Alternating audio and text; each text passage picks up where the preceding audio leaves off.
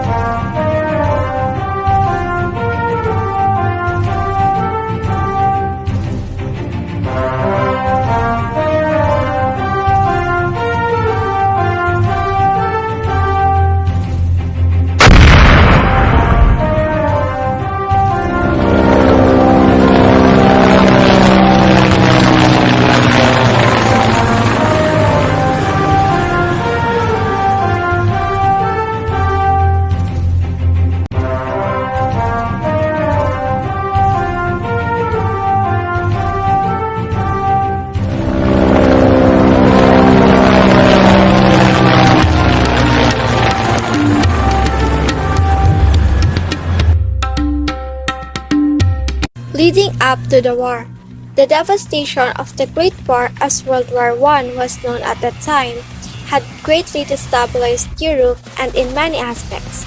World War II grew out of issues left unresolved by that earlier conflict.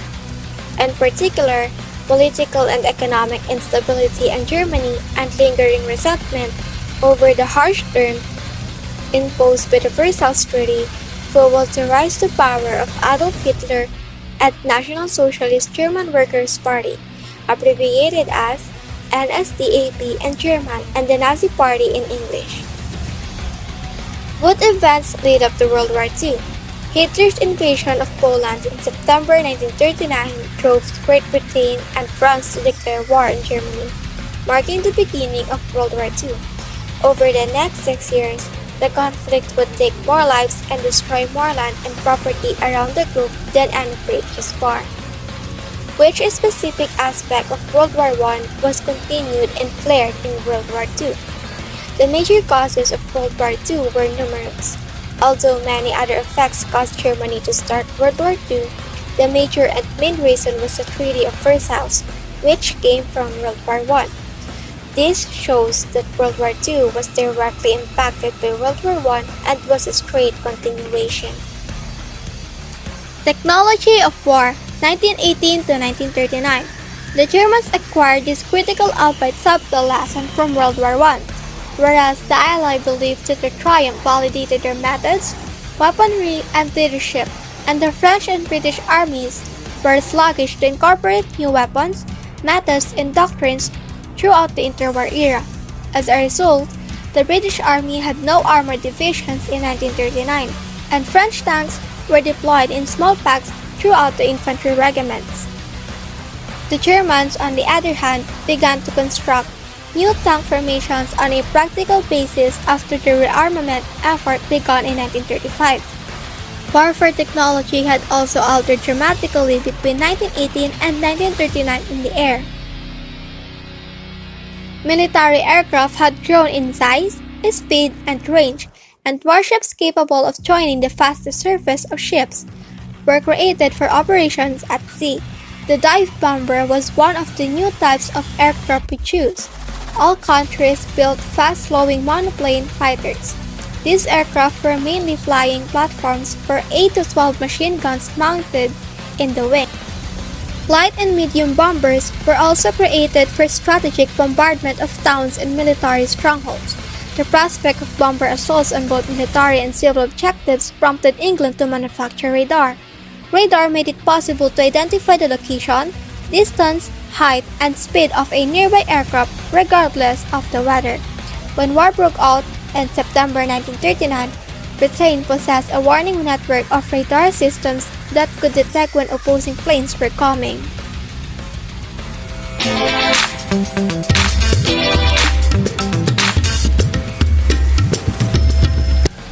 The outbreak of the war. Earlier of 1939, German dictator Adolf Hitler decided that Poland is for him to conquer, a country backed up by both British and French militaries. First though, the neutralization of the possibility of Western resistance from the Soviet Union is necessary. And so a secret negotiation, which was called German-Soviet Pact, was signed by both parties on August 23rd to 24th in Moscow. The agreement between Adolf Hitler and Joseph Stalin, leader of Soviet Union, stated that the western third of Poland would belong to Germany and the eastern two-thirds would be given to the USSR. Hitler thought that he would now be able to attack the country free from the venom of Soviet or British interventions and ordered the invasive action to start on the 26th of August. However, the signing of a formal assistance treaty from Great Britain to Poland was announced on the 25th day of August, before the initially planned attack. This persuaded him to postpone the hostilities for a few days. Nonetheless, the dictator was still determined, and that's not going to be changing anytime soon. Finally, on the 31st day of August, at exactly 12:40 p.m., he sat his people down and let out that the attack will start at 4:45 the next morning. As a response, Great Britain and France accepted and declared a war against Germany at 11 a.m. and 5 p.m. respectively on September 3rd. Forces and resources of the European combats. In September 1939, the Allies, Great Britain, France, and Poland were together superior in industrial resources, populations, and military power. The problem is that with the Germany army, or what they call Wehrmacht's, armament, training, doctrine, discipline, and fighting spirit, they're the most efficient and effective fighting force. The index military strength in September 1939 was the number of divisions that each nation could mobilize. Germany with 100 infantry divisions and 6 armored divisions. France with 90 infantry divisions. Great Britain with 10 infantry divisions, Poland with 30 infantry divisions and 12 cavalry brigades. Poland also has 30 more infantry divisions as reserved. An infantry unit has about 12,000 to 25,000 men. The firepower of German infantry division far exceeded that of the Allies divisions. A standard German division contains about 442 machine guns, 135 mortars, 72 anti-tank, and 24 howitzers. The Allies had almost as many tanks as Germany. Germany had 2,400 tanks, but that is not the big deal. Them being organized into divisions and operated such that was to prove decisive. According to the doctrines of General Heinz Guderian, a German tank expert, the German tanks were used in mass formations in conjunction with motorized artillery to win the enemy line and to isolate segments of the enemy. The Allies' troops were surrounded and captured by the German infantry divisions while the tanks ranged forward to repeat the process. Deep drives into enemy territory by panzer divisions were thus followed by mechanized infantry and foot soldiers. These tactics were supported by dive bombers that attacked and disrupted the Allies' resources and communication line, which spread panic and confusion to many.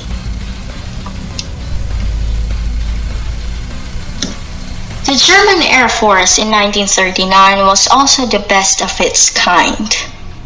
Standardization of engines and airframes gave the Luftwaffe an advantage over its opponents. Germany had an operational force of 1,000 fighters and 1,050 bombers in September 1939.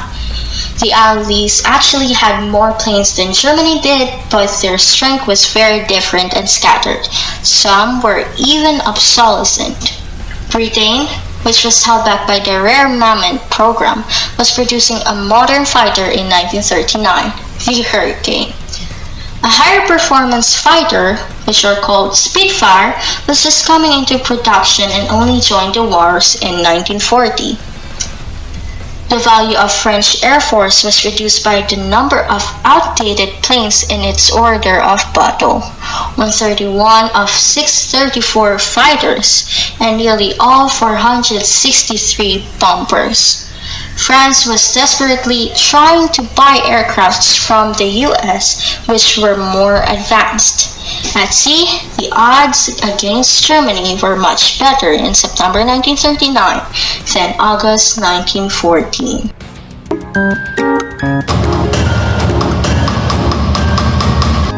Italy's entry into the war and the French armistice. When Hitler attacked Poland, Italy was unprepared for war, but if Italian leader Benito Mussolini was to benefit from his alliance with Hitler, it appeared that Italy would have to forsake its non-belligerent attitude before Germany could defeat the Western democracies on its own. The evident collapse of France convinced Mussolini that the time had come to put his steel pact with Hitler into effect. Italy declared war on France and Great Britain on the 10th of June 1940. The Italians delayed their actual invasion on southeastern France until June 20 because they only had roughly 30 divisions on their Alpine border, although it had a little effect against the local defenses. In any case, the triumph of Italy's German allies had effectively settled the situation in France. Meanwhile, Reynaud had left Paris for Cannes near Tours, and Weygand had advised Reynaud and the other ministers at Cannes on June 12 that the struggle for France had been lost and the ceasefire was required. There was no doubt that his assessment of the military situation was correct. The French army were now diverging. The supporters of capitulation and those who wanted to continue the fight from French North Africa were split in Reynaud's government. The only option available to it was to relocate from Tours to Bordeaux. On June 14, 1940, the Germans marched into Paris and continued southward along both the western and eastern borders of France. They arrived in the Rhone Valley 2 days later. Meanwhile, with the support of all the major commanders, Weygand continued to advocate for an armistice. On June 16, Reynaud resigned and Marshal Philippe Pétain, the revered and aged hero of the Battle of Verdun in World War I, formed a new government. On the night of June 16, the French request for an armistice was transmitted to Hitler. While the agreements were being discussed, the German advance continued. Finally, on June 22, 1940, the new Franco-German armistice was signed into Rotondes, the site of the 1980 armistice signing. On June 24, the Franco-Italian armistice was signed. On June 25, both armistices went into force. The June 22nd armistice separated France into two zones.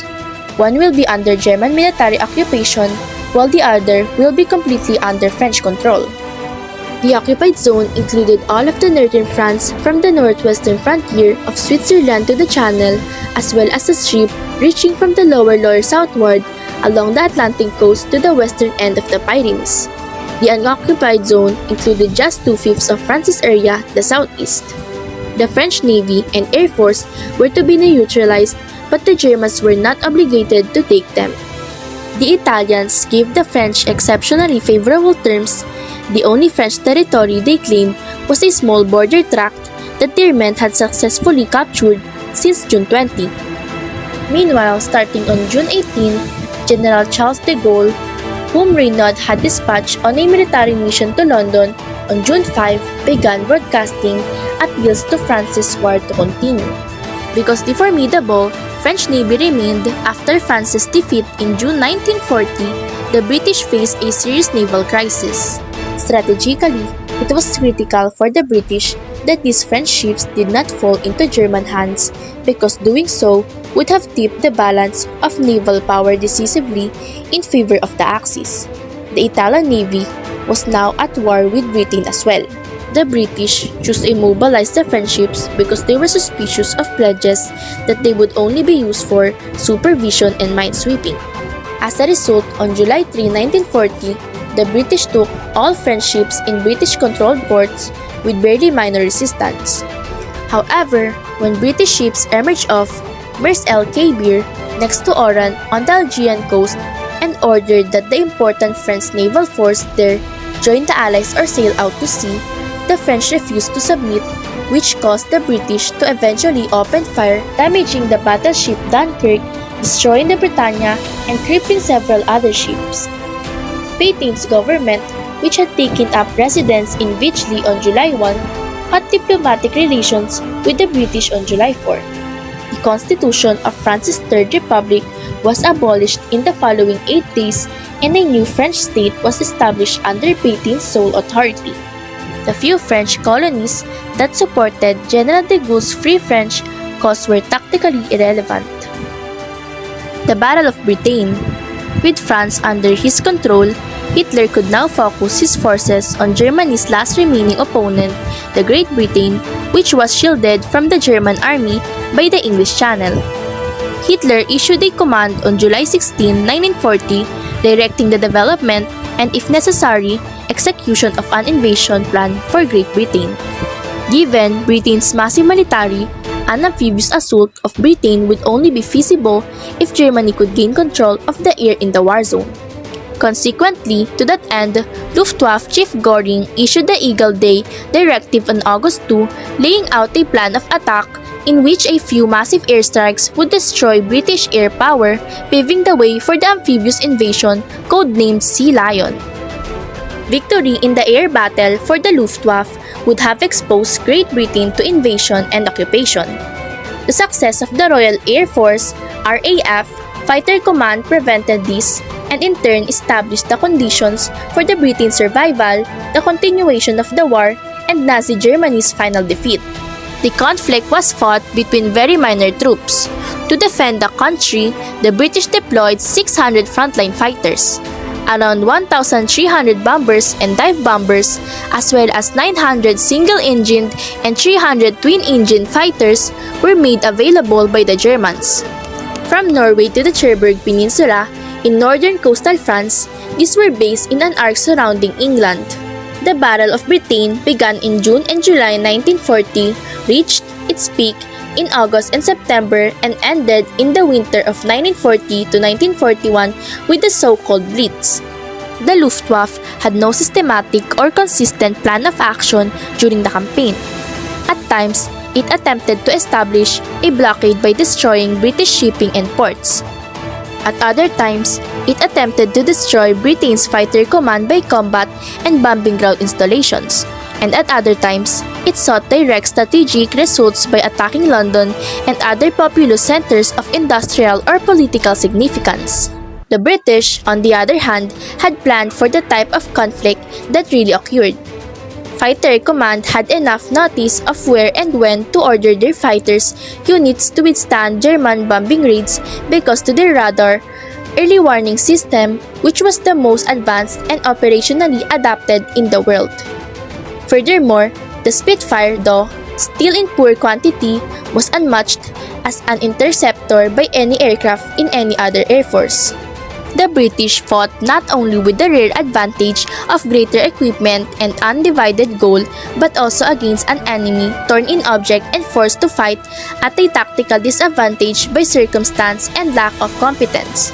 The German bombers lacked the bomb load capacity to deliver constant crushing assaults, and they also proved vulnerable to the Spitfires and Hurricanes in daytime. Furthermore, Britain's radar effectively stopped them from utilizing the element of surprise. German dive bombers were even more vulnerable to being shot down by British fighters, and German fighters' planes could only provide limited long-range fighter protection because they were flying at the limit of their range. German airstrikes started on ports and airfields along the English Channel, bombing convoys and joining the air conflict. The air combat proceeded inland over the interior of Britain in June and July 1940 as the Germans increasingly redeployed their forces. The intensive phase began on August 8 when the Germans conducted bombing raids against British fighters' airfields and radar stations using to approximately 1,500 aircraft per day. The Germans had lost over 600 aircraft by late August, while the RAF had lost only 260.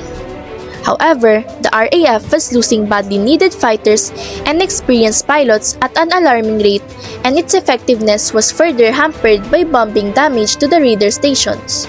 The British replied by mounting an unexpected bombing raid on Berlin in early September, infuriating Hitler enough to order the Luftwaffe to divert its attacks from the fighter command installations to London and other cities. For several months, the attacks on London, Coventry, Liverpool, and other cities continued unabated. By September 15, when the British felt incorrectly that they had achieved their biggest victory by destroying 185 German planes, Fighter Command had shown the Luftwaffe that it could not gain air superiority over Britain. Because British fighters were shooting down German bombers quicker than German industry could create them, this was the case. As a result, the Battle of Britain won and Hitler's invasion of England was postponed forever. More than 900 British fighters were lost, but roughly 1,700 German planes were knocked down. The Luftwaffe maintained a bombing offensive the next winter, carrying out night bombing operations on Britain's major towns. The offensive had started to slow by February 1941, but it resurfaced in March and April with approximately 10,000 sorties flown, including major raids on London. Following that, German strategic aviation operations over England began to crumble.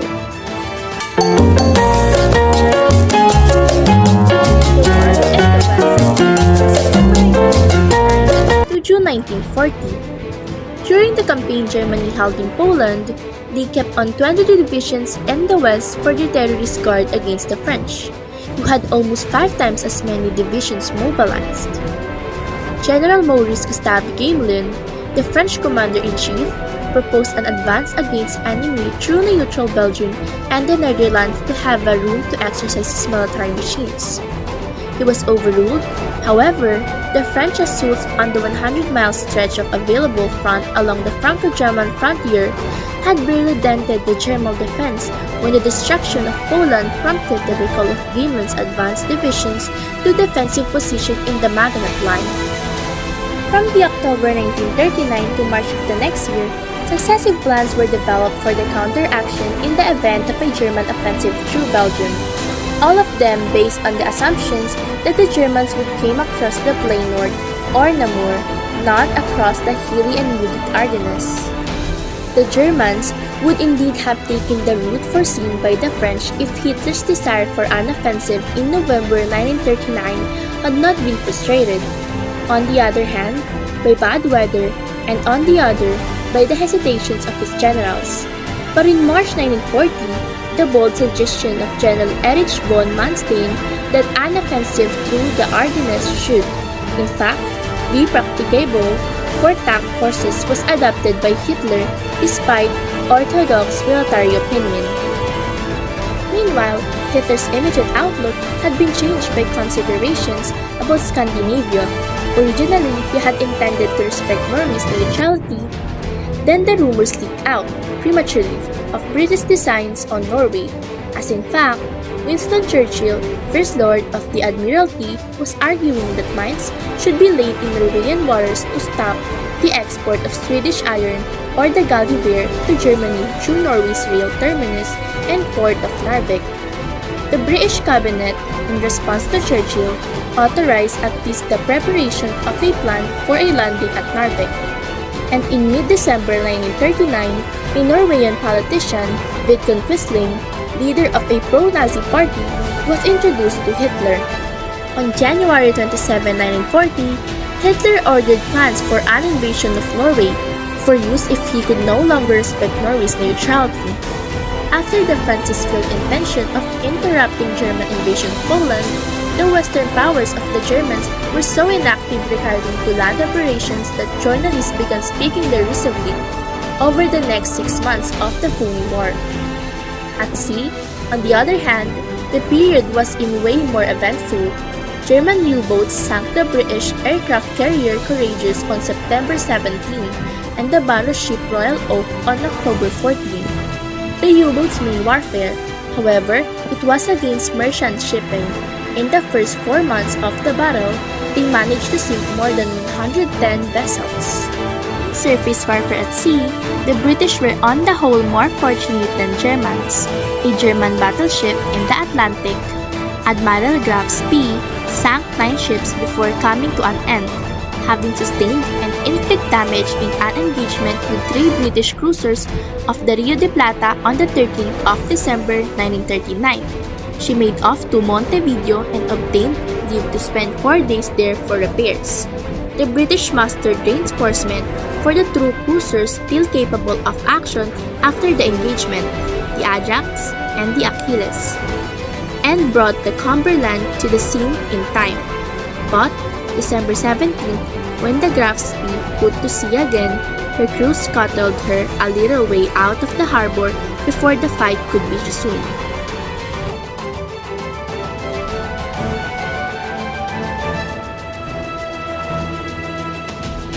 The invasion of Norway.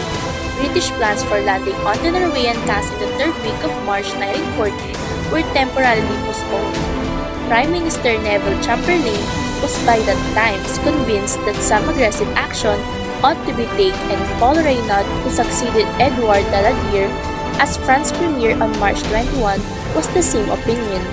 Reynaud had come into office on the surge of the French public's demand for a more aggressive military policy and quicker offensive action against Germany. It was agreed that mines should be laid in Norwegian waters and that the mining should be followed by the landing of troops at 4 Norwegian ports, Narvik, Trondheim, Bergen, and Stavanger. From April 5 to April 8, the date of the mining was postponed because of the Anglo-French misunderstanding. It was catastrophic. Hitler had ordered the invasions to begin on April 9 on the 1st of the month. So, when April 8, the Norwegian government was preoccupied with earnest protests about British mine laying, German expeditions were well on their way. April 9 of 1940, the major Norwegian ports from Oslo northward into Narvik, which is 1,200 miles away from Germany's naval bases, were occupied by advanced detachments of German troops. At the same time, a single parachute battalion, which by the way was the first ever employed in warfare, took the Oslo and Stavanger airfields, and 800 operational aircraft overrode the Norwegian population. Norwegian resistance at Narvik, at Trondheim, at Bergen, at Stavanger, and at Kristiansand had been overcome very quickly, and Oslo's effective resistance to the seaborne forces was nullified when German troops from the airfield entered the city. Simultaneously with their Norwegian enterprise, the Germans on the 9th of April occupied Denmark, sending troop ships, covered by aircraft, into Copenhagen harbor and marching over the land frontier to Jutland. That was obviously necessary for the safety of their communications with Norway. Allied troops began to land at Narvik on the 14th of April. Shortly afterward, British troops were landed also at Namos and at Andesnes to attack Trondheim from the north and south respectively. The Germans, however, landed fresh ships in the rear of the British in Namos and advanced up the Gudbrandsdal from Oslo against the force at Andesnes. The Germans by this time had about 25,000 troops in the country of Norway. May 2, both Namos and Andesnes were evacuated by the British. The Germans at Narvik held out against 5 times as many British and French soldiers until the 27th of May. By the time the German offensive in France had progressed to such an extent that the British could no longer support any commitment in Norway. to 25,000 Allied troops were evacuated from Narvik 10 days after their victory. The Norwegian king, Haakon VII, and his government left the country for Britain at the same time. Hitler barricaded Norway with his 300,000 troops for the rest of the war. By this, Hitler had ensured the protection of their country's supply of iron ore from Sweden and obtained naval and air bases with which to strike Britain if necessary. The war in Low Countries and France. France's 800,000-man standing army was known to be the most powerful in Europe, but it hadn't made any progress since the First World War, and they relied primarily on their Maginot Line, which is an extremely developed chain of fortifications running from the Swiss frontier opposite northward along Rhine's left bank, and the northwestward nor farther than Mont Medi near Belgian frontier south of the Ardennes forest. French had 41 divisions manning it or backing it, whereas only 39 divisions were watching the long stretch of frontier north of it, from Mont Medi through the Ardennes and across Flanders to the English Channel. In their plan for the invasion of France and Low Countries, the Germans kept General Wilhelm von Lieb's Army Group C facing Maginot Line so as to deter the French from diverting forces from it, while serving out Bach's Army Group B into the basin of the lower Maas River north of Liege and Ronstedt's Army Group A into Ardennes. Army Group B comprised Kutscher's 18th Army with one armored division and airborne support to attack the Netherlands, and Reichenau's 6th with two armored divisions to advance over the Belgian plain. These two armies would have to deal not only with the Dutch and Belgian armies, but also with the forces that the Allies, according to their plan, would send into Low Countries, namely 2 French armies and 9 British divisions. Ronstedt's Army Group A, however, was much stronger, comprising Asset Lead, Kluge 4th Army, List 12, and General Ernst Busch 16 with General Maximilian von Weist 2nd in reserve, beside a large armored group under Paul Ludwig von Kleist and a smaller one under General Hermann Hoth, and amounting it all to 44 divisions, 7 of them armored with 27 divisions in reserve. Army Group A thus amounted to more than 1,500,000 men and more than 1,500 tanks, and it would strike at the weak hinge of the Allies' will into Belgium. That is to say, at 2 French armies, Generals Charles Hunziger II and General André Korab's 9th, would together mustered only 12 infantry and 4 horse cavalry divisions and stood, respectively, east and west of Sedan on the least fortified stretch of the French frontier. Against this weak center of the Allied line were thus massed nearly 2/3 of the Germany's forces in the west and nearly 3/4 of its tank forces. The Dutch army comprised 10 divisions and the equivalent of 10 more in smaller formations, and thus totaled more than 400,000 men. It apparently had a good chance of withstanding the German invasion, since the attacking German army comprised only 7 divisions apart from the airborne forces it would use. The Dutch, however, had a wide front, a very sensitive and loosely settled rear, very few tanks, and no experience of modern warfare. On May 10, the German attack on the Netherlands began, with the capture by parachutists of the bridges of Moerdijk, at Dordrecht, and at Rotterdam, and with landings on the airfields around The Hague. On the same day, the weakly held Peel Line, south of the westward turning arc of the Maas, was penetrated by the German land forces, and on May 11, the Dutch defenders fell back westward past the Tilburg to Breda, with the consequence that the French 7th Army, under General Henry Giraud, whose leading forces had sped forward across Belgium over the 140 miles to Tilburg, fell back to Breda likewise. The German tanks thus had a clear road to Moerdijk, and by noon on May 12 they were in outskirts of Rotterdam. North of the Maas, meanwhile, where the bulk of the Dutch defense was concentrated, the Germans achieved a narrow bridge off the Geld Valley line on May 12, whereupon the Dutch, unable to counterattack, retreated to the fortress of Holland, line protecting Utrecht and Amsterdam.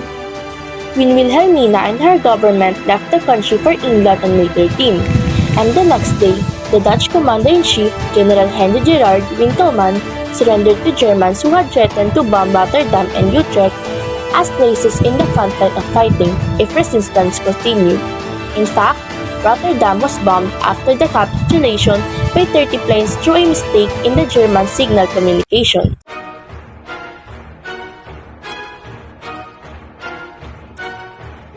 The news of the German onslaught in the Low Countries, dismaying as it was to the Allies, had one effect that was to be of momentous importance to their fortunes.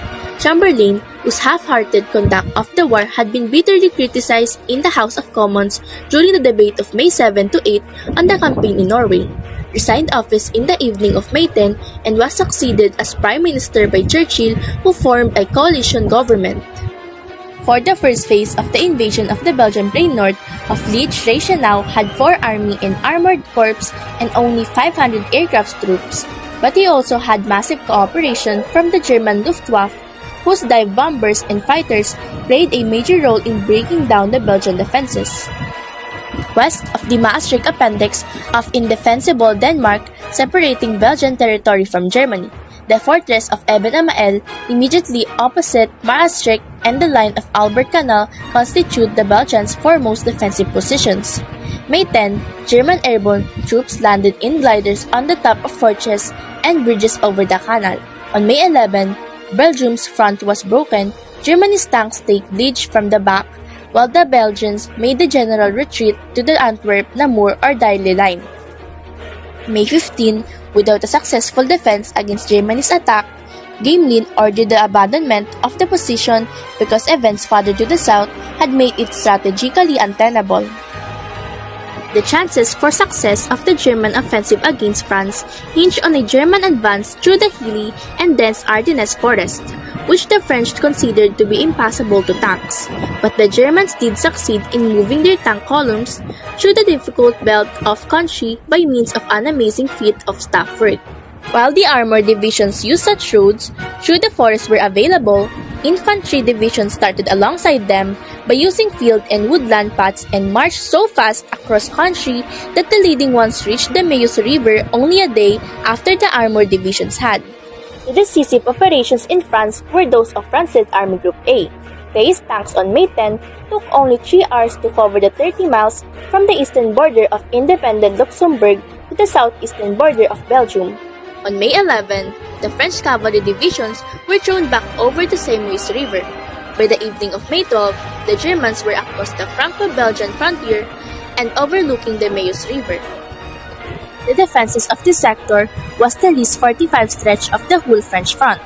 The defending French 2nd and 9th armies had hardly any anti-tank guns or anti-aircraft artillery to slow down the German armored columns and shoot down their dive bombers. Such the folly of the French believed that a German armored thrust through the Ardennes was unlikely.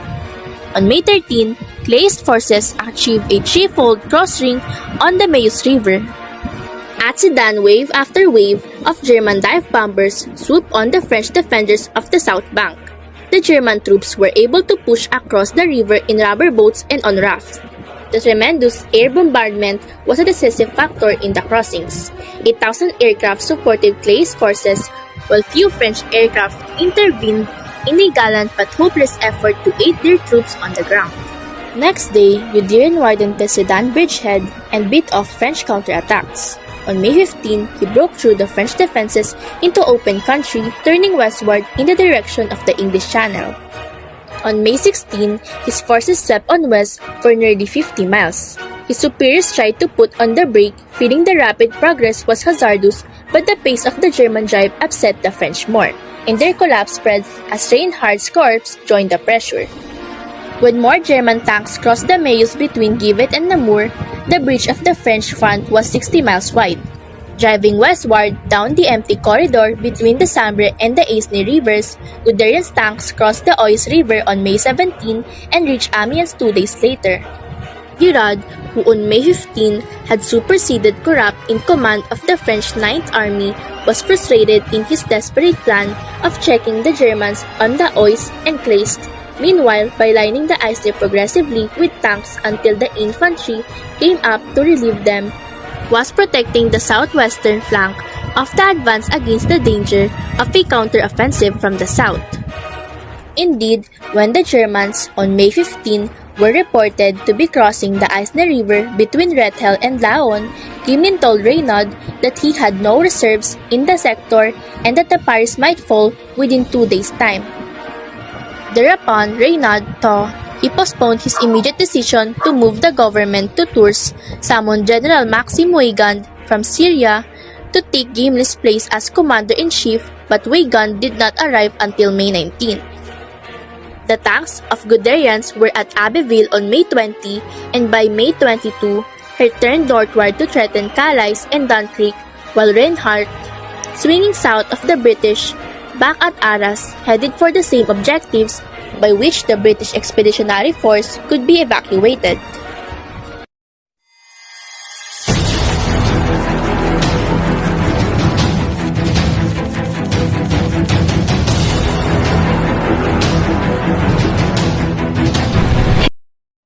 Hitler vs. Stalin, Operation Barbarossa. Hungary, Romania, and Bulgaria all joined the Axis by early 1941, and German troops had overrun Yugoslavia and Greece by April. Hitler's conquest of the Balkans served as a warm-up for his true goal, an invasion of the Soviet Union, whose huge territory would provide the German master race with the necessary Lebensraum. The elimination of Jews throughout the German-occupied Europe was the other half of Hitler's goal. Around the time of the Soviet invasion, plans for the final solution were announced, and over the next 3 years, more than 4 million Jews would perish in death camps set up in occupied Poland. Hitler ordered the invasion of the Soviet Union on June 22, 1941. Operation Barbarossa was codenamed. Though the Soviets outmanned the Germans in tanks and aircraft, Russian aviation technology was largely antiquated, and the surprise invasion allowed the Germans to come within 200 miles of Moscow by mid-July. The next German attack was postponed until October due to disagreements between Hitler and his subordinates. The Soviet counteroffensive and the onset of harsh winter weather put a stop to it. June 22, 1941. The German invasion of the Soviet Union began a war that lasted nearly 4 years, and has now a bloodiest theater in World War II. German troops' failure to defeat Soviet forces in the campaign signaled a crucial turning point in the war. As preparations began, Operation Fritz was the original codename, but Hitler renamed it to Operation Barbarossa, named after Holy Roman Emperor Frederick Barbarossa, who sought to establish German predominance in Europe.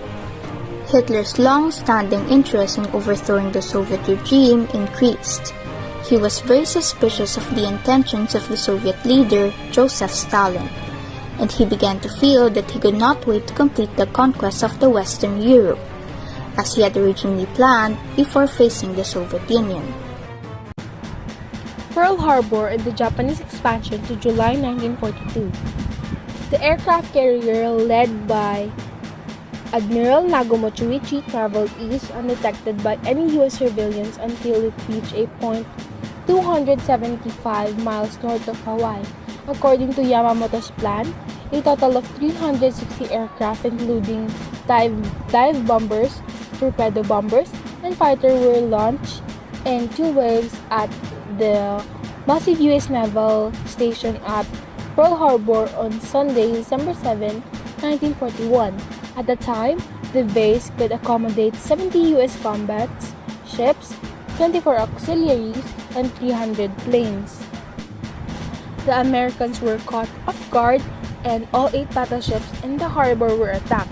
Damage was sustained by 3 cruisers, 3 destroyers, a mine layer, and additional vessels.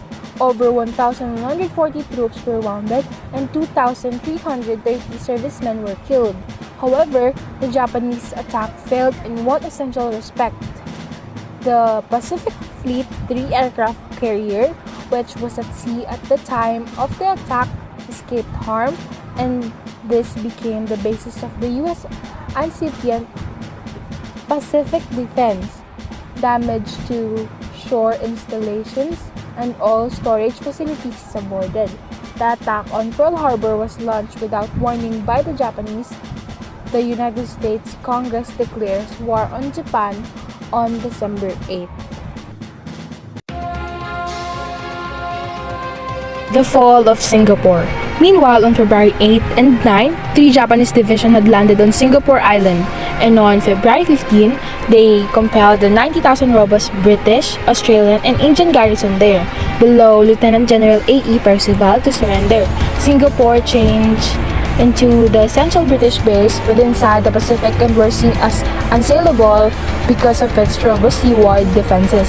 The Japanese took it with comparative ease via means of advancing down the Malay Peninsula, after which he attacked the land side of the base, which the British had left insufficiently defended. On February 13, moreover, Japanese paratroopers had landed at Palembang in Sumatra, which fell to an amphibious attack 3 days later. And Abdacom changed into the Sov on February 25, 1942. Best Java remained to finish the Japanese software of conquest. The Allies determined try to intercept the Japanese invasion fleet, changed into defeat within inside the 7-hour battle of the Java Sea on February 27, wherein 5 Allied warships had been misplaced and best one Japanese destroyer damaged. The Japanese landed at 3 factors on Java on February 28 and quickly accelerated their beachheads.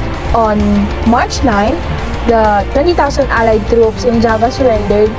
In the Indian Ocean, the Japanese captured the Andaman Island on March 23 and commanded a chain of assault on British shipping. After the failure of Abdacom, the U.S.-British Combined Chiefs of Staff located the Pacific below the U.S. Joint Chiefs Strategic Direction. MacArthur have become perfect commander of the Southwest Pacific area, which comprised the Dutch East Indies, much less Sumatra, the Philippines, Australia, the Bismarck Archipelago, and the Solomons. And Admiral Chester W. Nimitz have become commander and leader of the Pacific Ocean areas, which comprise simply each vicinity, now no longer below MacArthur. Their mission had been to maintain the U.S.-Australia line of communication, to comprise the Japanese within inside the Pacific, to aid the protection of North America, and to put together for essential amphibious counteroffensive. As preliminary conflict plans had been found out with the seas of Java, but no matter their navy triumphs, the Japanese noticed no indication that allies had been prepared for a negotiated peace. On the contrary, it appeared obtrusive that an allied counterstroke changed into within inside the making. The U.S. Pacific Fleet bombed the Marshall Islands on February 1, 1942, Wake Island on February 23, and Marcos Island among Wake and Japan on March 1. This moves collectively with the bombing of Rabaul on February 23 and the status quo of base in Australia and the line communication throughout the South Pacific made the Japanese determined to enlarge for you to reduce the Allied line of communication to Australia. They deliberate to occupy New Caledonia, the Fiji Island, and Samoa, and additionally to capture New Guinea. Hence, they might threaten Australia from an air base to be hooked up at Port Moresby.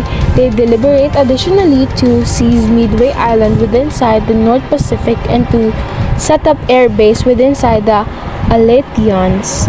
In pursuance of this new program, Japanese troops occupied Lae and Salamaua in New Guinea and Buka within inside the Solomon Island in March 1942 and Bougainville within inside the Solomons and the Admiralty Islands north of New Guinea early in April. Something to elevate the Allies' morale change to carried out on April 18, 1942, while 16 U.S. bombers raided Tokyo. Even though they did little actual harm besides to the Japanese government's prestige, far greater crucial have been the result of the U.S. intelligence services detection of Japanese plans to capture Port Moresby and Tulagi within inside the Southern Solomons. Had those locations fallen, the Japanese plane should have ruled the Coral Sea. In the event, after a U.S. plane on May 3, 1942 had interfered with the Japanese touchdown on Tulagi, U.S. naval units with the plane challenged the Japanese ships on their circuitous tour from Rabaul to Ports Moresby. On May 5 and 6, the opposing service cooperation saw every different outcome, and the 4-day Battle of the Coral Sea ensued. On May, 7 planes from the Japanese providers sank a U.S. destroyer and an oil tanker. However, U.S. planes sank the Japanese mild service Shoho and the cruiser. And the following day, even though Japanese planes sank the U.S. services Lexington and broken the service Yorktown, the huge Japanese service Shokaku needed to retire crippled. Finally, the Japanese misplaced such a lot of planes within the conflict that their business enterprise in opposition to Port Moresby needed to be abandoned. Despite the combined consequences of the Battle of the Coral Sea, the Japanese endured with their plan to capture Midway Island, seeking a naval showdown with the ultimate chiefs of the U.S. Pacific Fleet, relying on their personal numerical superiority to stable a victory. The Japanese mustered 4 heavy and 3 mild plane providers. Seaplane providers, 11 battleships, 15 cruisers, 44 destroyers, 15 submarines, and miscellaneous small vessels. The U.S., the Pacific Fleet had 3 heavy providers, 8 cruisers, 18 destroyers, and 19 submarines, even though there had been a few 115 planes in assistance. The Americans, however, had the incomparable benefit of understanding the intentions of the Japanese in advance, way to the U.S. intelligence services having damaged the Japanese Navy code and deciphered key radio transmission. In the following Battle of Midway, the Japanese ships designed to make Midway Island have been attacked, even as nonetheless 500 miles from their goal via way of means the U.S. bombers on June 3. The Japanese providers have been nonetheless capable of releasing their plane towards Midway early on June 4. However, within the resulting battle, waves of provider and Midway primarily based totally U.S. bombers sank all 4 of the Japanese heavy providers and 1 heavy cruisers. Appalled via the means of this disaster, the Japanese started to retreat within the night time of June 4 and 5. Though the U.S. provider Yorktown changed into sunk via means of torpedo on June 6, Midway changed into storage from invasion. In Aleutians, the Japanese bombed Dutch harbor correctly on June 7, occupied Attu and Kiska. The Battle of Midway changed into, in all likelihood, the turning factor of the conflict within the Pacific, for Japan misplaced its first line provider electricity and maximum of its Navy satisfactory skilled pilots. Henceforth, the naval strengths of the Japanese and of the Allies have been actually equal. Having misplaced the strategic initiative, Japan cancelled its plans to invade New Caledonia, Fiji, and Samoa. The Chinese Front and Burma, 1941 to 1942. Japan's access to struggle fair in opposition to the Western Allies had its repercussions in China. Chiang Kai-shek's authorities on December 9, 1941 officially declared struggles are now no longer most effective in opposition to Japan, a formality lengthy overdue. However, also with political as opposed to naval intent in opposition to Germany and Italy, three Chinese armies had been rushed to the Burmese frontier for the reason that Burma Road turned into the most effective land path wherein the Western Allies should ship resources to the nationalist Chinese authorities. On January 3, 1942, Chiang turned into a superb allied commander for the China Theater of Struggle Fair, and a U.S. General Joseph W. Stilwell turned into dispatch to him to be his leader of staff. In the primary 8 weeks after Pearl Harbor, however, the primary success of the Chinese turned into the definitive repulse on January 15, 1942, of relentlessly sustained Japanese force in opposition to Changsha at the Canton Hankou Railway. Thereafter, Chiang and Stilwell had been in large part preoccupied with the diffusing efforts to test the Japanese improvement into Burma. By mid-March 1942, Chinese armies below Stilwell command had crossed the Burmese frontier. However, earlier than the stop of the month, the Chinese pressure protecting Tonggo in relevant Burma among Rangoon and Mandalay turned into almost annihilated with the aid of using the greater soldier Japanese. British and Indian devices in the Burma fared scarcely better, being pushed into retreat with the aid of using the enemy's numerical superiority each within inside the air and at the ground. On April 29, the Japanese took Lasho, the Burma Road's southern terminus, therefore slicing the delivery line to China and turning the Allies' northern flank. Under preserved pressure, the British and Indian forces within inside the following month returned through Kalewa into Impal throughout the Indian border. At the same time as the maximum of the Chinese retreated throughout the Salween River into China, by the stop of 1942, all of Burma turned into Japanese hands. China turned into efficiently isolated besides with the aid of using air, and India turned into uncovered to the risk of a Japanese invasion through Burma. Since the US bombers that raid Tokyo on April 18 flew directly to Chinese airfields, especially to the ones in Zhejiang, the coastal province south of Shanghai, the Japanese reacted with the aid of launching a effective offensive to capture the one's airfields. By the stop of July, they normally carried out their objectives.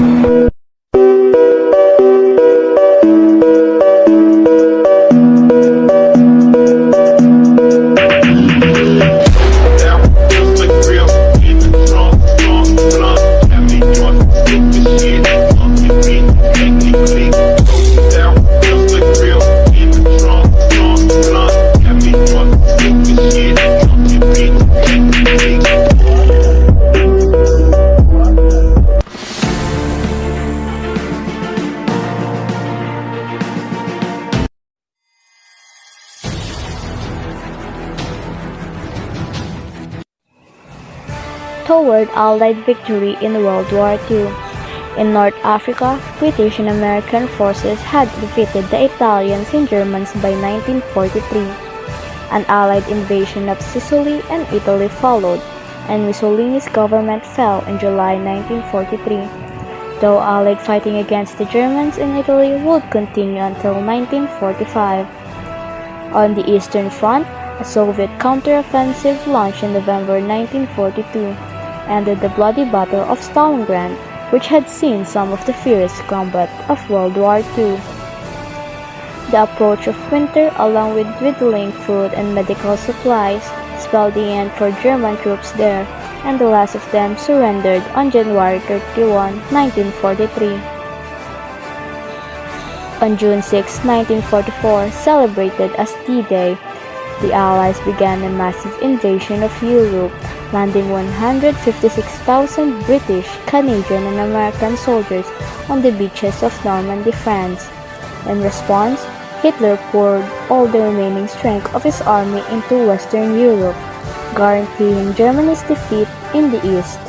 Soviet troops soon advanced into Poland, Czechoslovakia, Hungary, and Romania, while Hitler gathered his forces to drive the Americans and British back from Germany in the Battle of the Bulge, December 1944 to January 1945, the last major German offensive of the war. An intensive aerial bombardment in February 1945 preceded the Allied land invasion of Germany, and by the time Germany formally surrendered on May 8, Soviet forces had occupied much of the country. Hitler was already dead, having died by suicide on April 30 in his Berlin bunker. World War II ends. The Potsdam Conference of July to August 1945, U.S. President Harry S. Truman, who had taken office after Roosevelt's death in April, Churchill and Stalin discussed the ongoing war with Japan, as well as the peace settlement with Germany. Post-war Germany was divided into 4 occupation zones, to be controlled by the Soviet Union, Britain, the United States, and France, on the divisive matter of Eastern Europe's future. Churchill and Truman acquiesced to Stalin as they needed Soviet cooperation in the war against Japan. Heavy casualties assisted in the campaigns at Iwo Jima in February 1945 and Okinawa in April to June 1945, and fight of the even costlier land invasion of Japan led Truman to authorize the use of a new and devastating weapon, developed through what the top-secret operation codenamed the Manhattan Project. The atomic bomb was unleashed on the Japanese cities of Hiroshima and Nagasaki in early August. On August 15, the Japanese government issued a statement declaring they would accept the terms of the Potsdam Declaration. And on September 2, U.S. General Douglas MacArthur accepted Japan's formal surrender aboard the USS Missouri in Tokyo Bay. World War II was more devastating than any war before it. During the 6-year conflict, millions of people were injured, landmarks were destroyed, and an estimated 45 to 60 million people lost their lives. Adolf Hitler's rise to power had spelled disaster for Germany and threatened anyone outside of his National Socialist Nazi Party. Under Hitler's sadistic rule, 6 million Jews and millions of the others had been murdered in the Holocaust. When the war came to an end in 1945, it appeared the world released a sigh of relief to be rid of the torture and terror. The beginning of the end started in the spring when German troops throughout Europe relinquished their arms. On May 8, both Great Britain and the United States celebrated Victory in Europe Day. Cities across the Allied nations elation in defeat of Hitler and the Nazis with mass parades and celebrations. Months later in the summer, the war would come to an end with another Allied victory. President Harry Truman decided to take drastic measures to ensure the defeat of the Axis power that had originally drawn the United States into war with its attacks on Pearl Harbor. In early August 1945, the United States unleashed the devastating destruction of atomic bombs on the Japanese cities of Hiroshima and Nagasaki. By August 14, 1945, Japan had surrendered unconditionally to the Allies. This day became known as Victory over Japan Day. The term has also been used for September 2, 1945, when General Douglas MacArthur accepted Japan's formal surrender aboard the USS Missouri while anchored in Tokyo Bay. While victory was in hand, many soldiers still had to wait to head home. It had taken 4 years to get estimated 7.6 million troops overseas, and it would take more than 4 months to get them back. But once troops set off to finally go home, it became a joyous journey. Hitler's military interventions, the single greatest factor in the Allied victory over Nazi Germany and its allies in Europe, was the role that Adolf Hitler played in determining the offensives launched by the German military. The tide turns on two fronts. Churchill wanted Britain and the United States to strike first at North Africa and Southern Europe. The strategy angered Stalin. He wanted the Allies to open the second front in France. The Soviet Union, therefore, had to hold out on its own against the Germans. All Britain and the United States could offer in the way of help was supplies. Nevertheless, late in 1942, the Allies began to turn the tide of war both in the Mediterranean and on the Eastern Front. The North African campaign, as you recall from Section 1, General Erwin Rommel took the key Libyan port city of Tobruk in June 1942. With Tobruk's fall, London sent General Bernard Montgomery to his troops to take control of British forces in North Africa. By the time Montgomery arrived, however, the Germans had advanced to an Egypt village called El Alamein west of Alexandria. They were dug in so well that British forces could not go around them. The only way to dislodge them, Montgomery decided, was with massive frontal attack. The Battle of El Alamein began on the night of October 23. The roar of about 1,000 British guns took the Axis soldiers totally by surprise.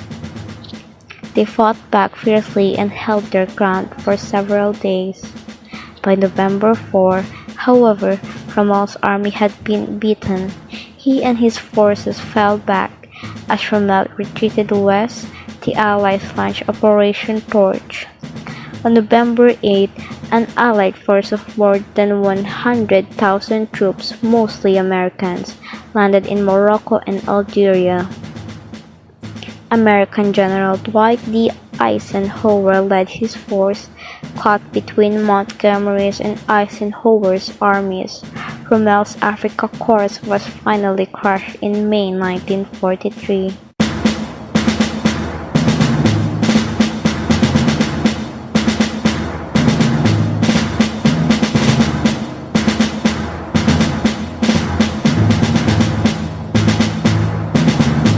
The Battle of Stalingrad, while Rommel suffered defeats in North Africa, German troops also recognized their resistance to the Soviet Union. German advance stalled in Leningrad and Moscow in late 1941, and the bitter winter exacerbated the situation. When summer of 1942 came, however, Hitler sent his Sixth Army under the command of General Friedrich Paulus to occupy the oil fields in the Caucasus Mountains. The armies must also capture Stalingrad, now Volgograd, a major industrial center on the Volga River. The Battle of Stalingrad began on August 23, 1942. The Luftwaffe carried out nightly bombing raids that burned large parts of the city and destroyed others. The situation looks desperate. However, Stalin had already told his commanders to defend the city named after him until death. In early November 1942, the Germans controlled 90% of the ruined city. Then another Russian winter set in. On November 19, Soviet troops launched a counterattack outside the city. Closing around Stalingrad, they trapped the Germans inside and cut off their supplies. General Paulus begged Hitler to order a retreat, but Hitler refused, saying the city would do so at all costs. On February 2, 1943, approximately 90,000 frostbitten, half-starved German troops surrendered to the Soviets. These full survivors were all that was left of an army of 330,000 Stalingrad defenses that brought the Soviet over 1 million soldiers. The city was 99% destroyed. However, the Germans were now on the defensive, with the Soviets continuing to push them westward. The invasion of Italy as the Battle of Stalingrad broke out. Stalin continued to urge the British and Americans to invade France. However, Roosevelt and Churchill decided to invade Italy first. On July 10, 1943, Allied forces landed in Sicily and captured it from Italian and German troops a month later. The conquest of Sicily casted Mussolini from power. On July 25, King Victor Emmanuel III arrested the dictator. On September 3, Italy surrendered, but the Germans seized control of northern Italy and ruled Mussolini. Finally, the Germans retreated northward, and the victorious Allies entered Rome in June 4, 1944. However, fighting in Italy continued until Germany fell in May 1945.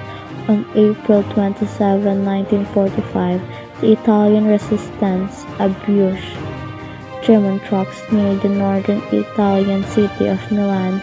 Inside one of the trucks, they found Mussolini disguised as a German soldier. They shot him the next day and eventually hung his body downtown Milan for all to see. The Allied home fronts. Whenever Allied forces fought, people rallied on the home front to support them. In war-torn countries such as Soviet Union and Great Britain, civilians suffered terribly. Many lost their lives, with the exception of some of its territories such as Hawaii. The United States has not experienced aggression or bombing. However, Americans at home made an important contribution to the Allied war effort. The Americans made weapons and equipment that would help win the war. Mobilizing for war. Defending the Axis powers required mobilizing for total war. The United States factories converted their peacetime operation to wartime production and made everything from machine guns to boots. Automobile factory produced tanks. A typewriter company made armor-piercing shells. By 1944, between 17 and 18 million U.S. workers, many of them are women, had jobs in war industries. In factories producing products for the war, a shortage of consumer goods hit the United States, from meat and sugar to tires and fuel, from nylon socks to laundry soap. The American government has rationed the utilities.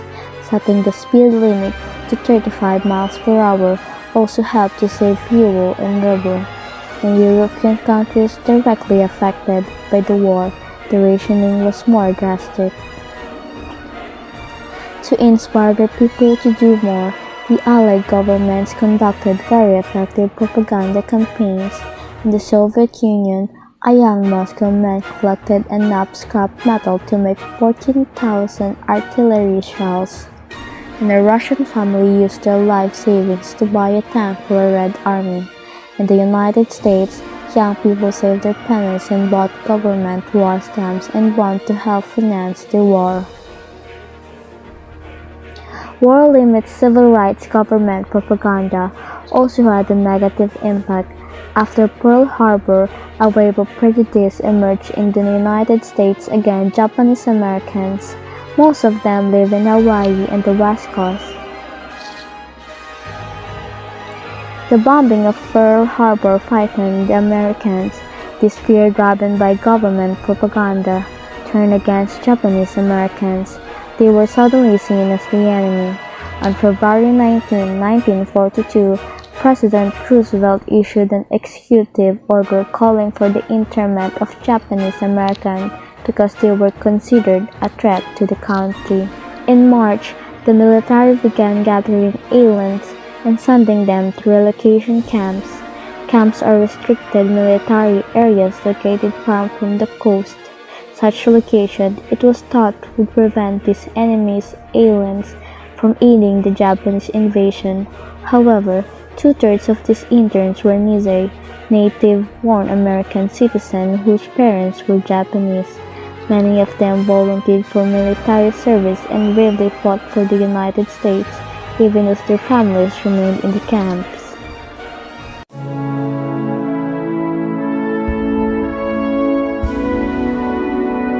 Victory in Europe.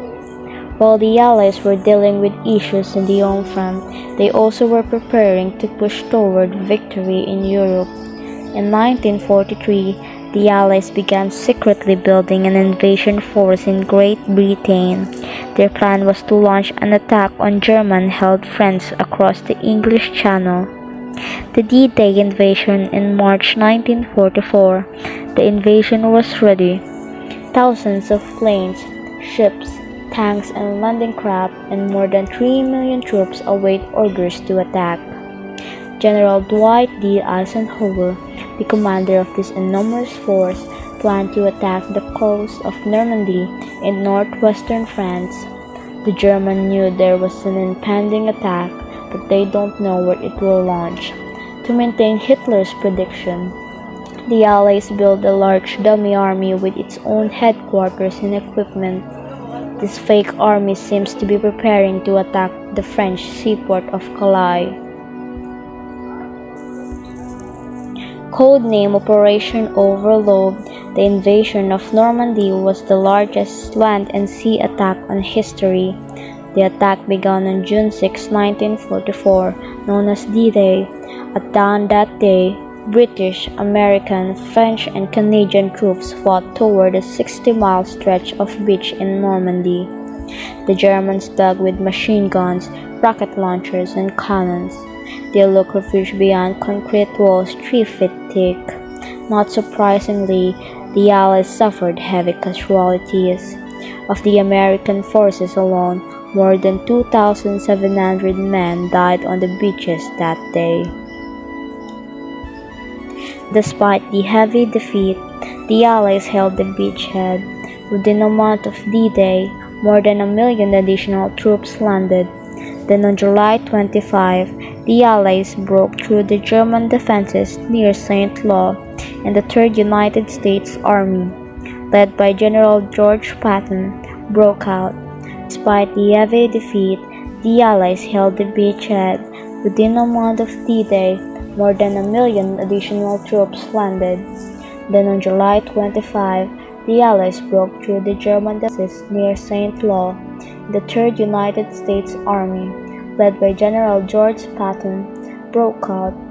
A month later, the Allies successfully marched on Paris. By September, they had liberated France, Belgium, and Luxembourg. They then set their sights on Germany.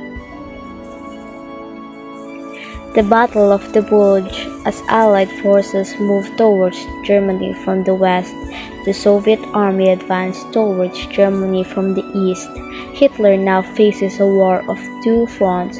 In a desperate gamble, he decided to counterattack the west. Hitler hoped that victory would divide the American and Britain forces and break up Allied supply lines. Explaining the reasoning behind his plan, Hitler said, "This battle is to decide whether we live or die. All resistance must break into a wave of fear." On December 16, German tanks broke through the weak defenses of the Americans on the 75-mile front of the Ardennes. Pushing Allied lines gave the campaign its name, the Battle of the Bulge. Although caught, the Allies eventually pushed the Germans back. The Germans had no choice but to retreat, as no reinforcements were available. Germans unconditional surrender. After the Battle of the Bulge, the war in Europe quickly ended. In late March 1945, the Allies crossed the Rhine River into Germany. In the mid-April, A noose closes around Berlin. About 3 million Allied soldiers approach Berlin from the southwest. Another 6 million Soviet troops approach from the east. By April 25, 1945, the Soviets had surrendered the capital. Artillery fire stormed the city. As Soviet bullets exploded in Berlin, Hitler prepared for his end in an underground headquarters beneath the crumbling city. On April 29, he married his longtime partner, Eva Braun. The next day, Hitler and Eva Braun committed suicide. Their bodies were taken outside and burned. On May 7, 1945, General Eisenhower accepted the unconditional surrender of the Third Reich from the German military. President Roosevelt, however, did not live to witness the long-awaited victory. He died suddenly on April 12 as Allied troops were advancing towards Berlin. Roosevelt's successors, Harry Truman, received news of the Nazi surrender. On May 9, the surrender was officially signed in Berlin. The United States and other Allied powers celebrated victory in Europe Day. After nearly 6 years of fighting, the War of Europe was over. Victory in the Pacific. Although the war in Europe was over, the Allies were still fighting the Japanese in the Pacific. With the Allied victory at Guadalcanal, however, the advance of the Japanese in the Pacific was hindered. For the rest of the war, the Japanese retreated before retaliatory attacks by Allied powers. The Japanese retreat in the fall of 1944. The Allies moved to Japan. In October, Allied forces landed on the island of Leyte in the Philippines. General Douglas MacArthur, who was ordered to leave the islands before they surrendered in May 1942, crossed the coast in Leyte with his troops. Arriving at the beach, he declared, "People of the Philippines, I have returned." Actually, the takeover will not be quite that easy. The Japanese made a bold plan to stop the Allied advance. They would destroy the American fleet, thus preventing the Allies from resupplying their troops on the ground. However, this plan posed a risk to almost the entire Japanese fleet. They took this gamble on October 23 at the Battle of Leyte Gulf. Within 4 days, the Japanese Navy was severely defeated. It was eliminated as a fighting force. Today, only the Japanese army and the dreaded kamikaze stand between the Allies and Japan. Kamikaze are Japanese suicide pilots. They will sink Allied ships by crash-dividing their bomb-laden planes at them. In March 1945, after a month of intense fighting and heavy defeat, the American Marines captured Iwo Jima, an island 760 miles from Tokyo. On April 1, U.S. troops moved to the island of Okinawa, only about 350 miles from southern Japan. The Japanese put up a desperate battle. However, on June 21, one of the bloodiest battles in the land of war ended. The Japanese lost over 100,000 troops and the Americans 12,000. The atomic bomb. On the eve of World War II, scientists in Germany succeeded in splitting the nucleus of an uranium atom, releasing a huge amount of energy. Albert Einstein wrote to President Franklin Roosevelt and warned him that Nazi Germany might be working to develop atomic weapons. Roosevelt responded by giving his approval for an American program, later codenamed the Manhattan Project, to develop an atomic bomb. Roosevelt's decision set off a race to ensure that the United States would be the first to develop the bomb. Patterns of interaction, arming for war, modern and medieval weapons. As in the First World War, the conflicts in World War II prompted the development of more powerful weapons, more powerful tanks, more elusive submarines, faster warplanes, all emerged from this era.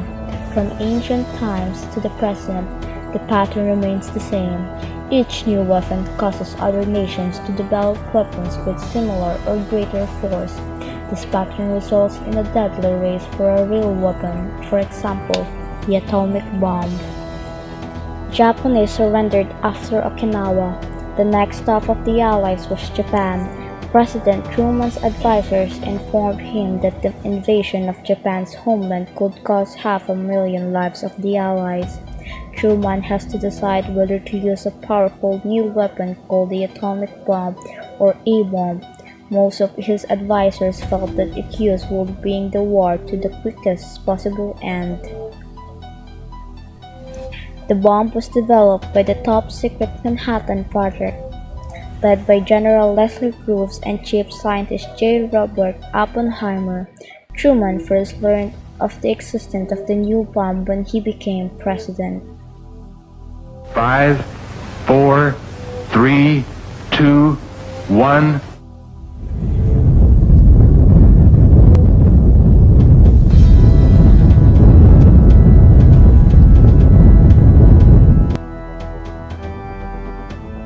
The first atomic bomb exploded in a desert in New Mexico on July 16, 1945. President Truman then warned the Japanese.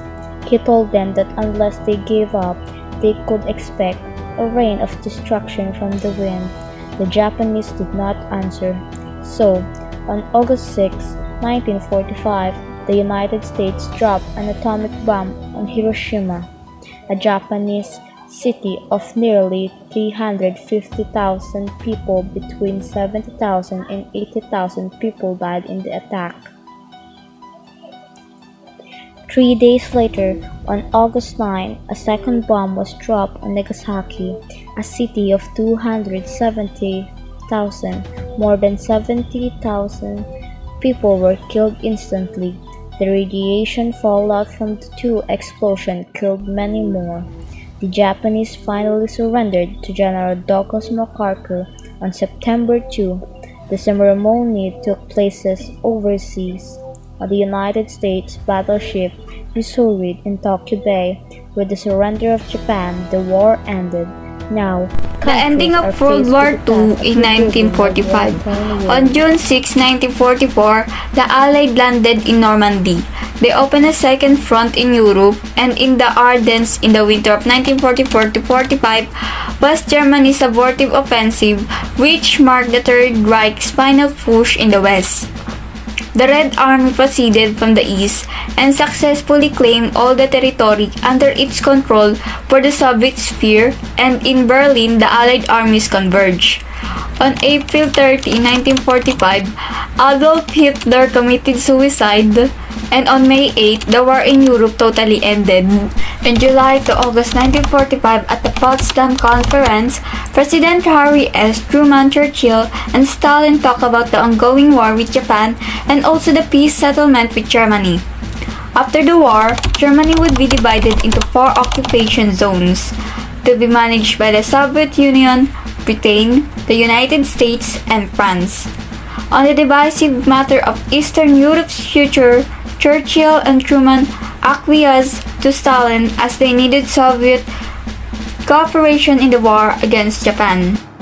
Heavy casualties went through in the campaigns at Iwo Jima, February 1945, and Okinawa, April to June 1945.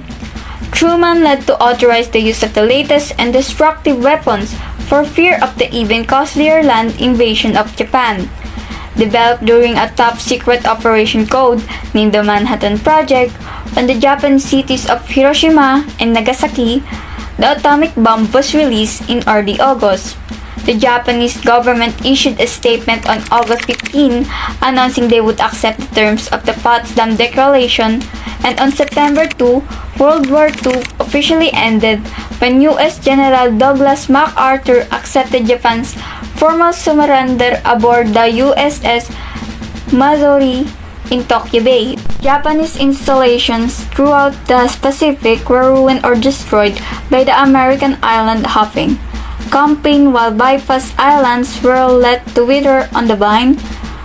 Due to the fire bombings of Japanese cities, Hundreds of thousands of people lost their lives. In August 1945, Japan was expelled in the war due to the atomic bombings of Hiroshima and Nagasaki. During World War II, an estimated 40 million to 50 million people lost their lives. The USSR, or the Union of Soviet Socialist Republics, endured the greatest total number of dead, possibly 18 million. An approximate 5,800,000 Poles died. This is 20% of Poland's pre-war population. Around 298,000 Americans lost their lives. Among the Axis powers, there were around 4,200,000 German deaths and around 1,972,000 Japanese deaths. African Americans did not only fight in the war for the sake of their country's independence, but also against racism for their rights and freedom. During the war, more than 1 million African American men and women made immense sacrifices for demonstrable social, political, and economic progress.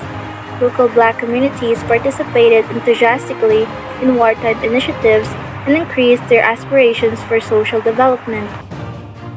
They fought in every department of the U.S. military and took part in the Battle of the Bulge and the D-Day invasion in the Pacific, Mediterranean, and European fighting zones.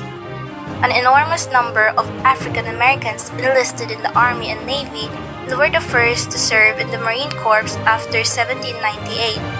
However, the greatest African American generation faced inequality, discrimination, and limited prospects for promotion and transfer due to the country's and military's racial segregation policies, the Jim Crow.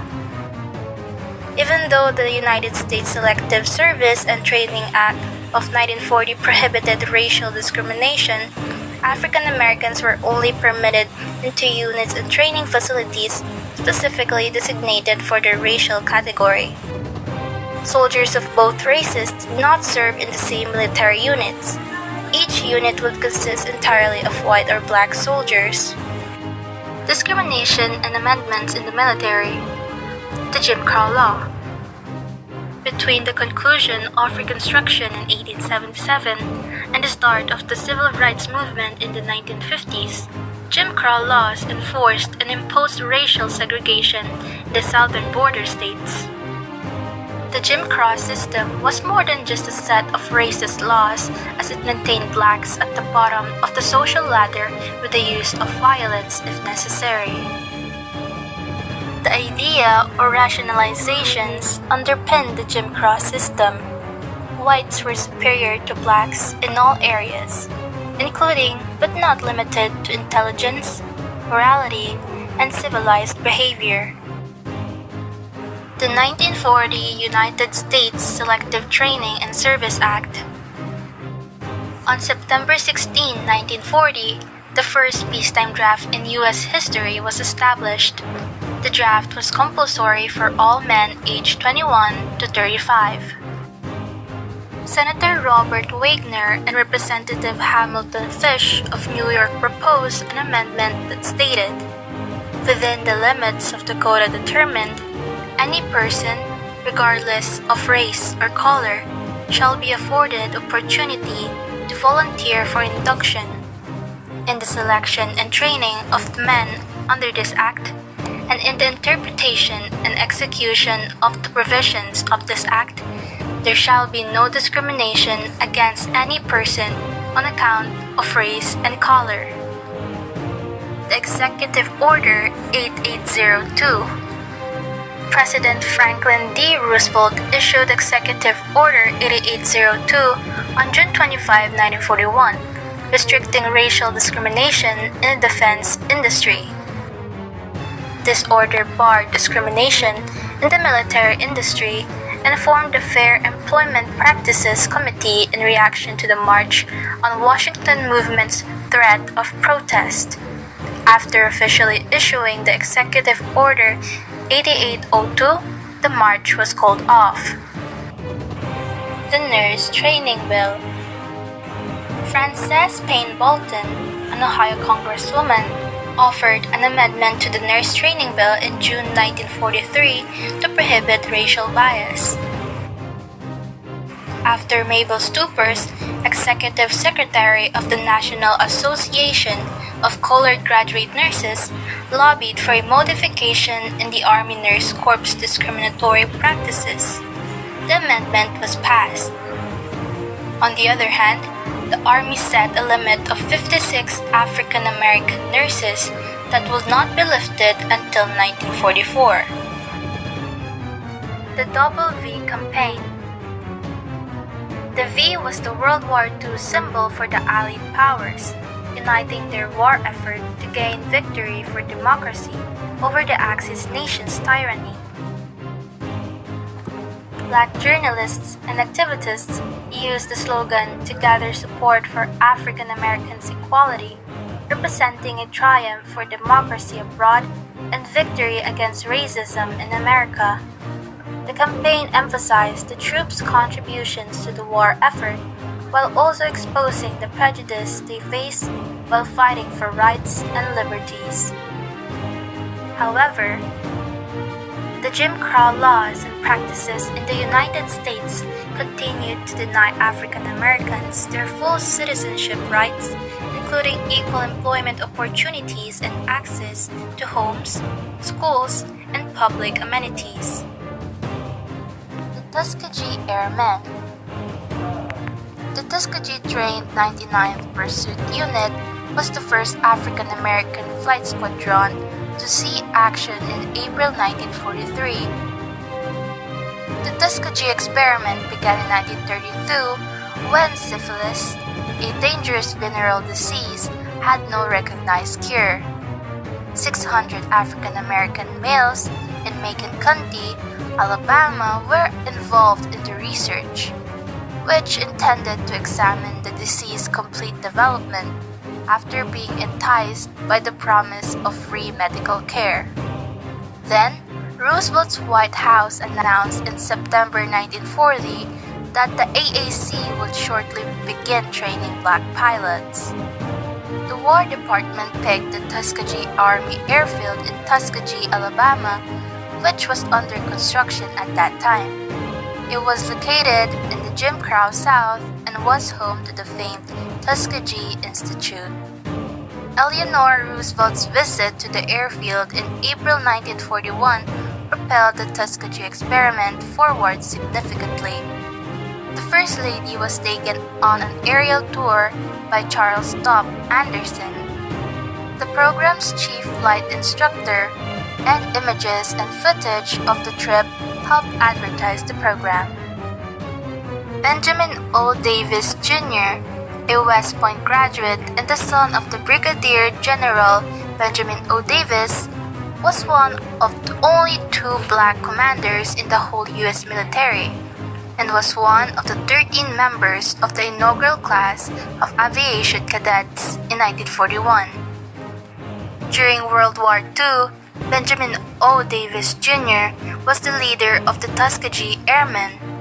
After the war, he remained in the Army and became the first African American general. He was awarded the Air Force Distinguished Service Medal and the Distinguished Flying Cross Air Medal, among other honors. The Tuskegee Airmen had their fighter craft tails painted crimson, hence they were dubbed the Red Tails. Prominent black soldiers.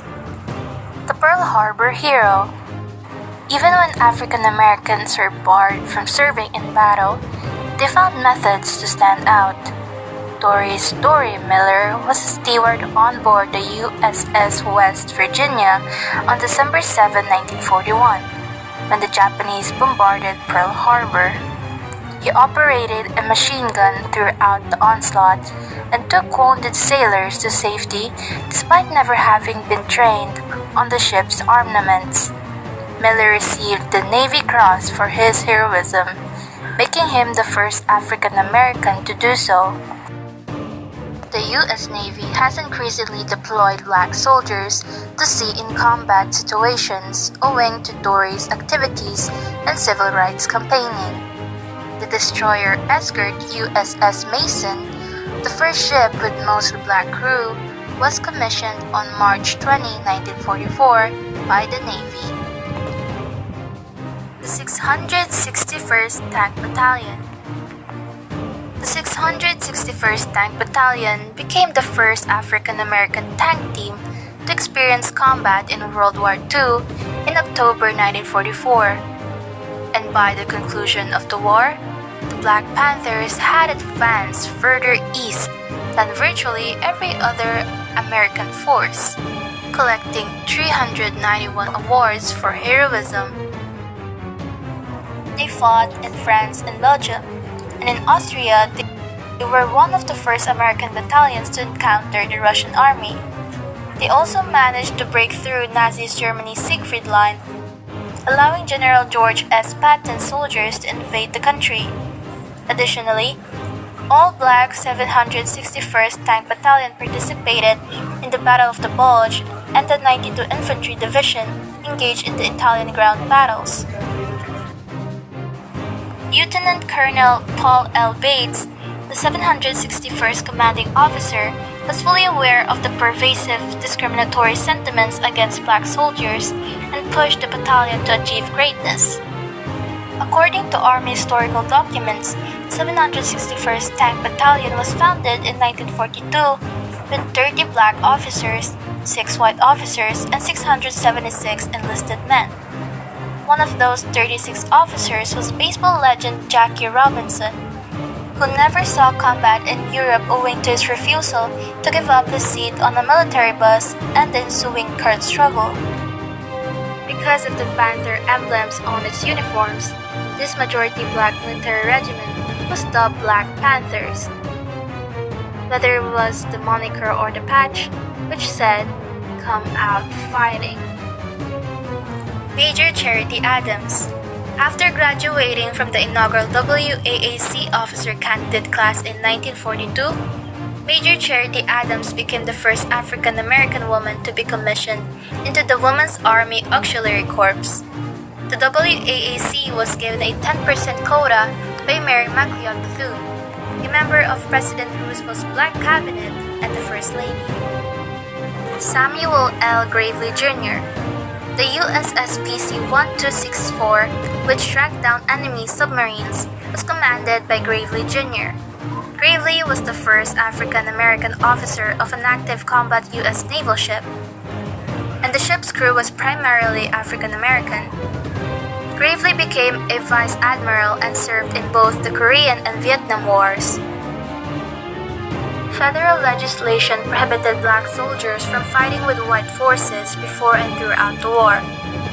They have fought 2 wars at this time. Despite their contribution to the defeat of Nazism, African-American troops continued to battle for equality after World War II. Casualties. The figures for World War II casualties are not precise. Official figures for killed, wounded, captives, and missing in the armed forces can only be cited with any degree of confidence for the United States and the British Commonwealth. Only estimates of variable reliability available for the majority of other countries. When entire armies were scattered or surrendered, statistical accounting broke down in both Allied and the Axis states. Land warfare, aerial bombardment, political and racial executions, war-induced sickness, famine, and ship sinkings likely killed more civilians than battles. Even though civilian casualties are more difficult to count, they must be included in any comparison of national losses. There is no credible data for the number of people killed in the Soviet Union and China, the 2 countries with the most deaths.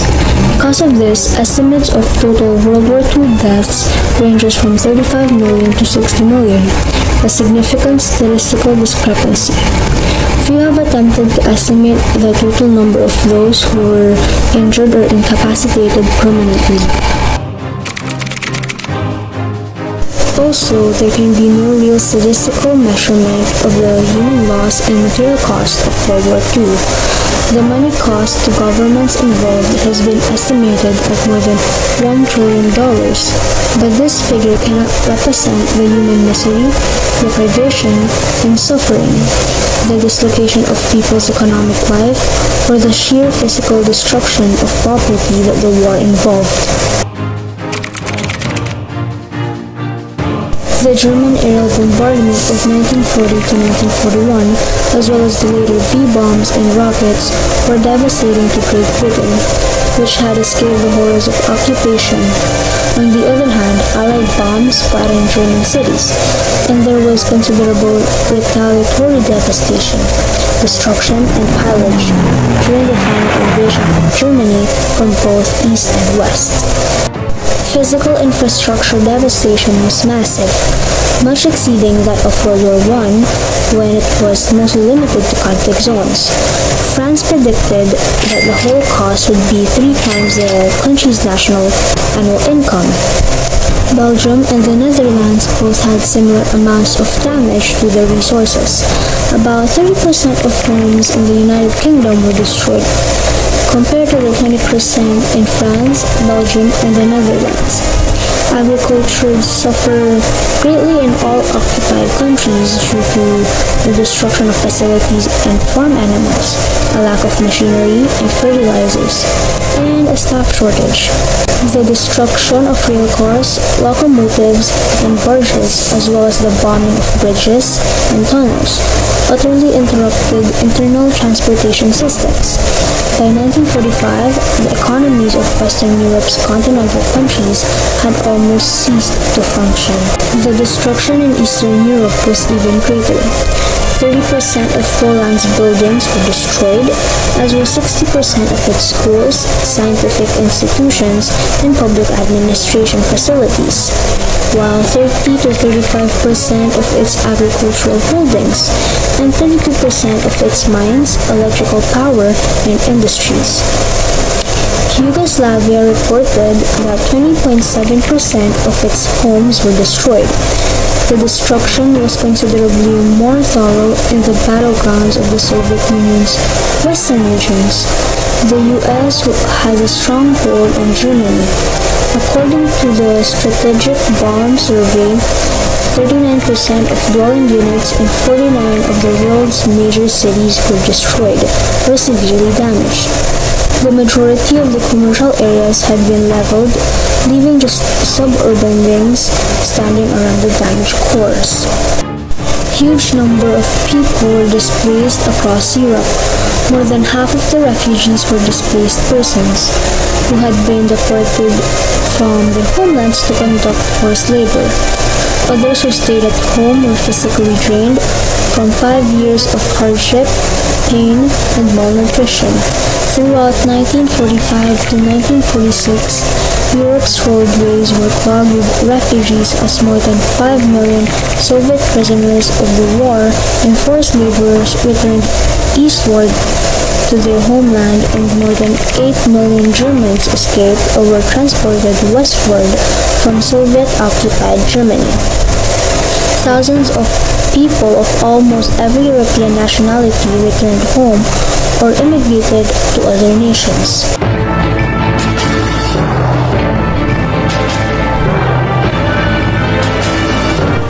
The economic problems of overcrowding, underdevelopment, and a half-century of conflict, political fragmentation, and unrest had already been inflicted on China by World War II.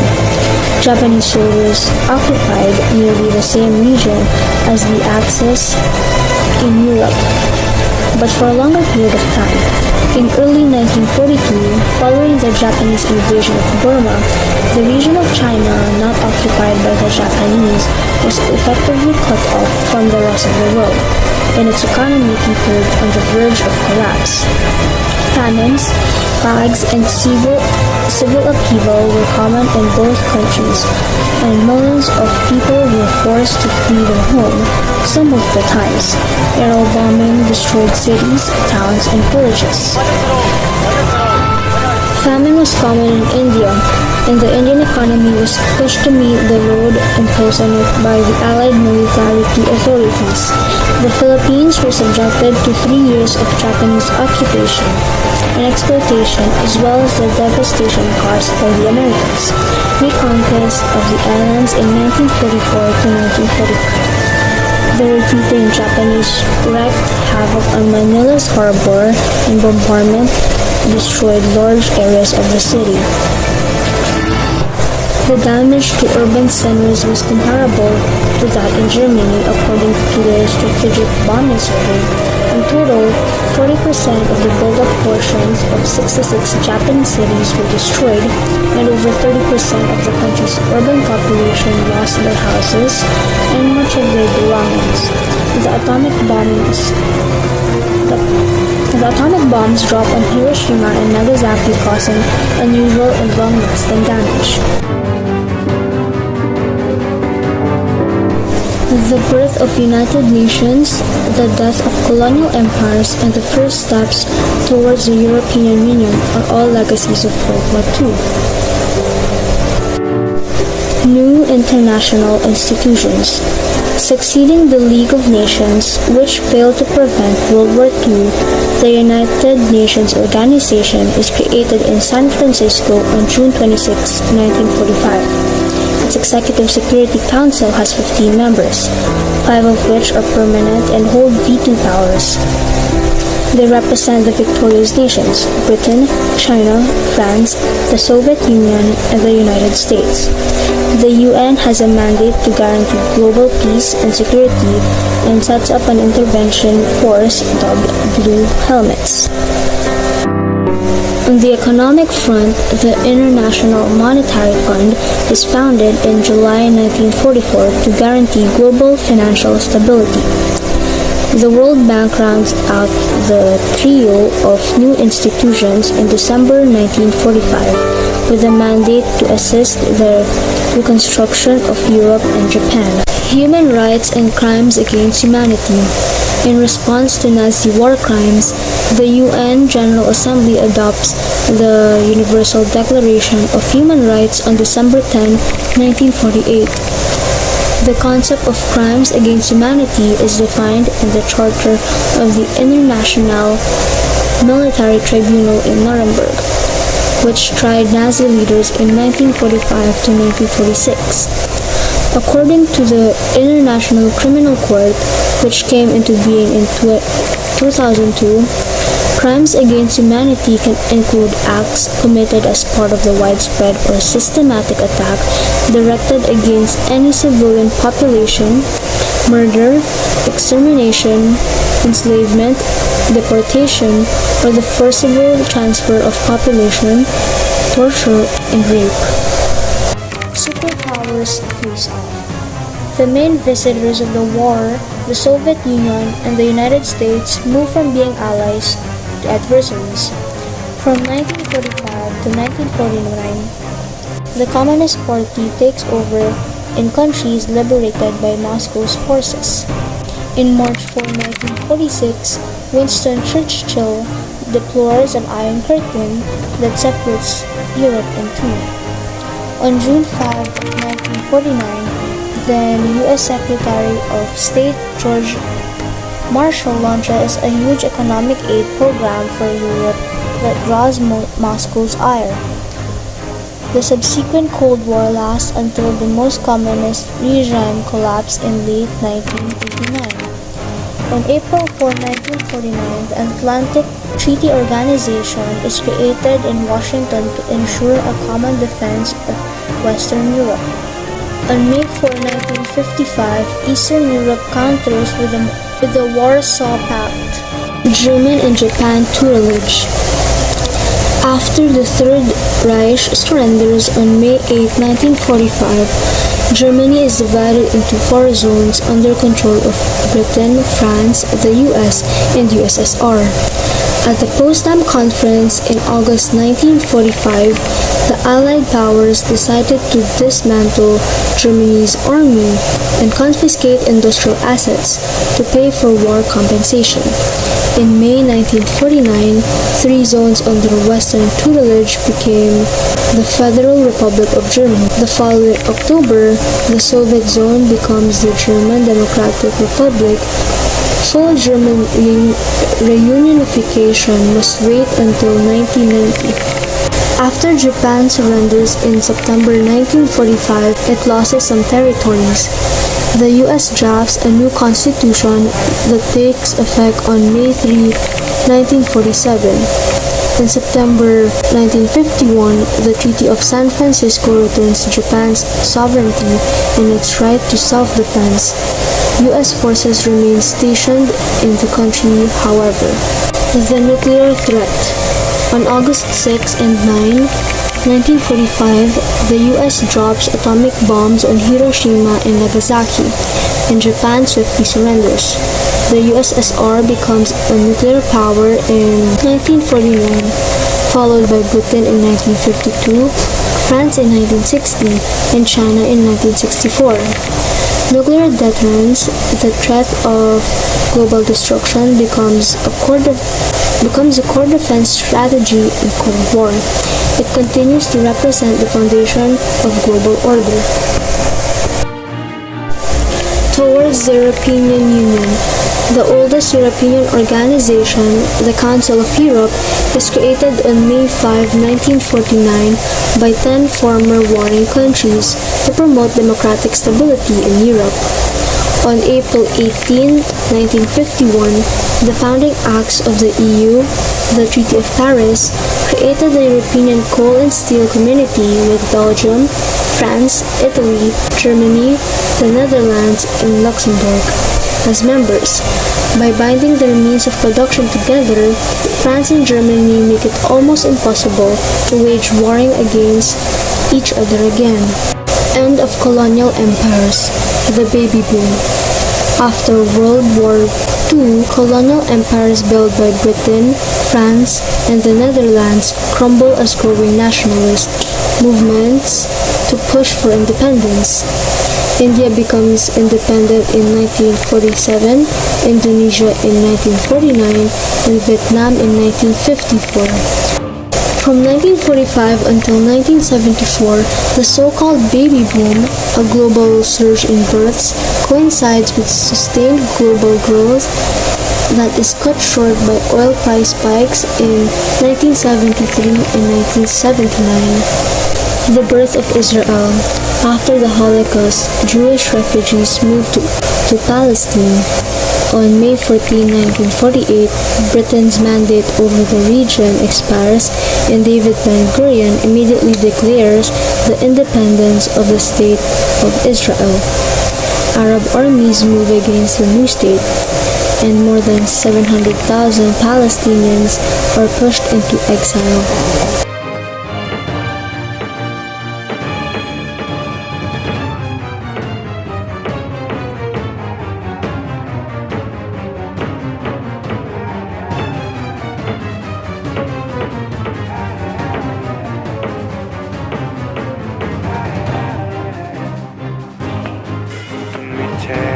서로 한참은 서성이다 내 머리 무서워 집으로 돌아오다 전날 자국을 들킬까 맘졸였던 그날로부터가 만으로 한 살이야 등 떠밀려 다시 짐을 쌓고 감흥 없는 조는 물을 쟁기를 배신과 배려가